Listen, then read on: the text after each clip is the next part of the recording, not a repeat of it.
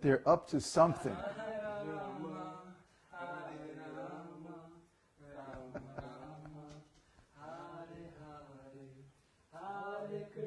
Where did you get all those flowers? Krishna Krishna, Hare Hare, Hare Rama, Hare Rama, Rama Rama, Hare Hare, Hare Krishna, Krishna Krishna, Hare Hare, Hare Rama, Hare Rama, Rama Rama,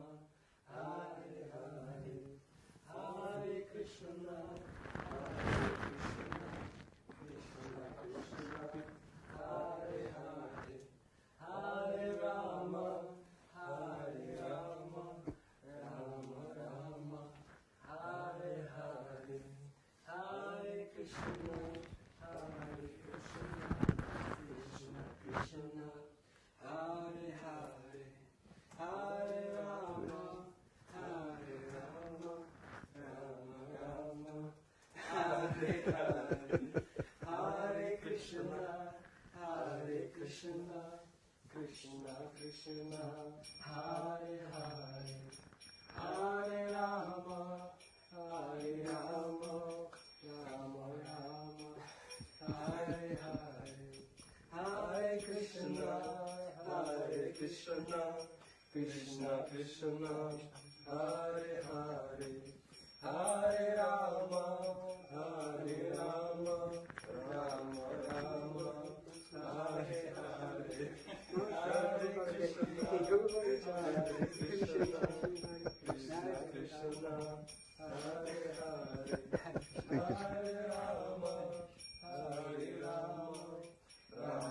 Rama, Hare Hare, Hare Krishna, Jaya Babaji, Jaya Babaji, Jaya Babaji, Jaya Babaji, Jaya Babaji, Jaya Babaji, Jaya Babaji, Jaya Babaji, Jaya Babaji, Jaya Babaji, Jaya Babaji.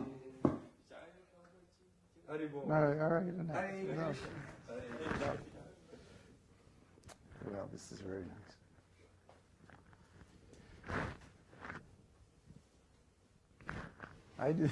I didn't know anything about this. This is a big surprise. This is very nice.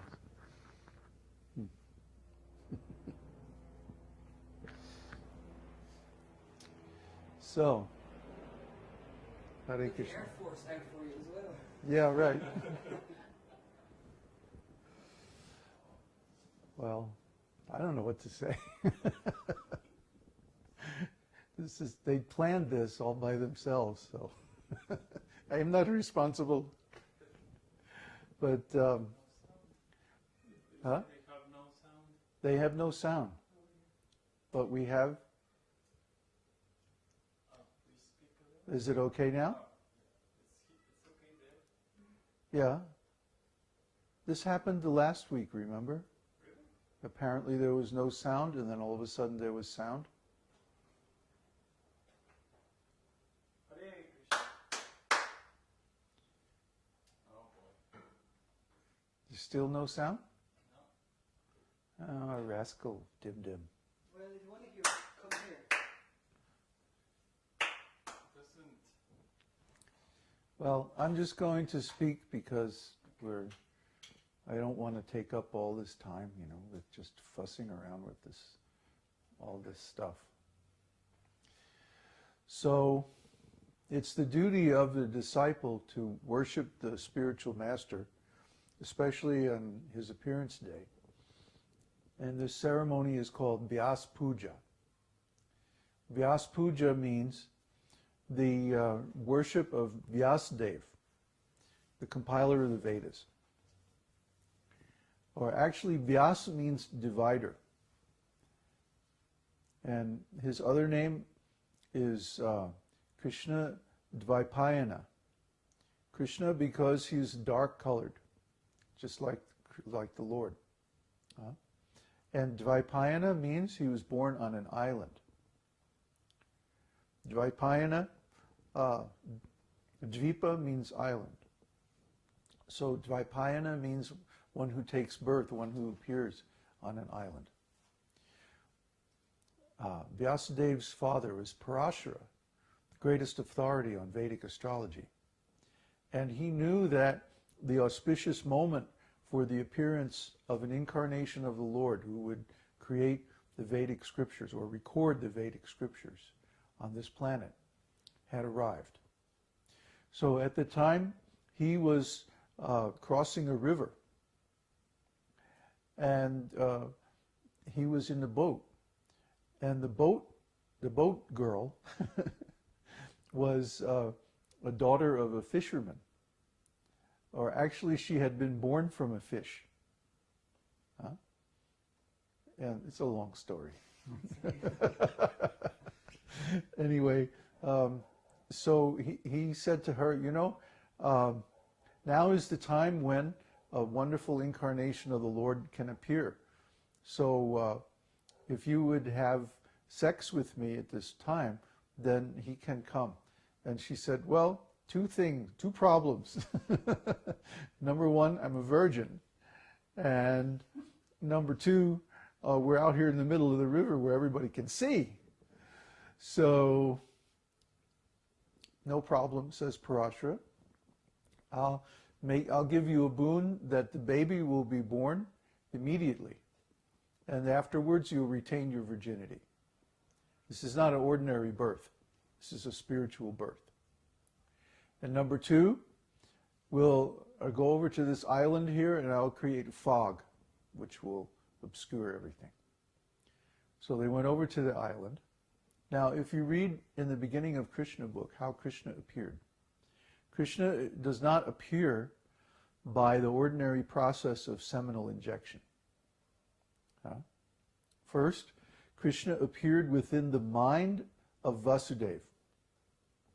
And then he transferred himself to the heart of Devaki. In other words, there was no need for the usual procedure of creating a child in the ordinary way. This is a spiritual birth.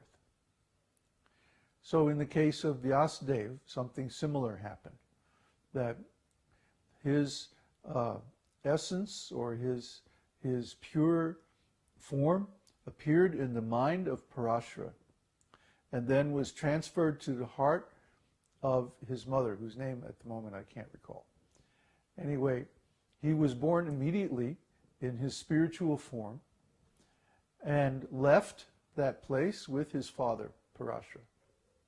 So he never experienced the usual family life and all those entanglements and stuff. Can I have some water? So Vyasadeva, then he heard all the Vedic literatures from his father, Parashara, who was a great sage. But actually, he, as an empowered incarnation of the Lord, he already knew everything. So he simply began to write everything down.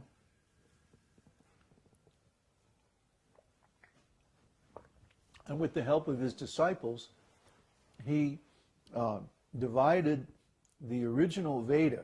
Originally, Veda is one. Veda simply means knowledge. Whatever knowledge is true and whatever is important, then that's its Veda.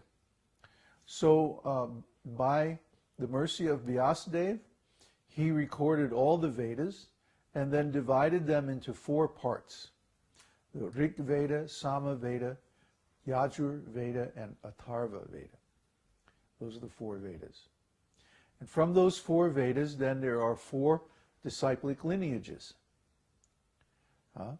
The Śrī Sampradāya, the Kumāra Sampradāya, the Rudra Sampradāya, and the Brahmā Sampradāya. And they all go back to these great personalities, Lord Brahma, Lord Shiva, the 4 Kumāras, and Lakshmi. So there are 4 Vedas, 4 Vedic Vaishnava Sampradayas, And those who follow the Vedas are called Vaishnavas. So this is the process of how the Vedic knowledge comes into the material world and is passed down. And so the Guru appears in one of these four lineages, either the Brahmā, Rudra, Lakshmi, or Śrī Sampradāya. And at any given time on this planet, there is always a bona fide acharya in each one of these four sampradayas.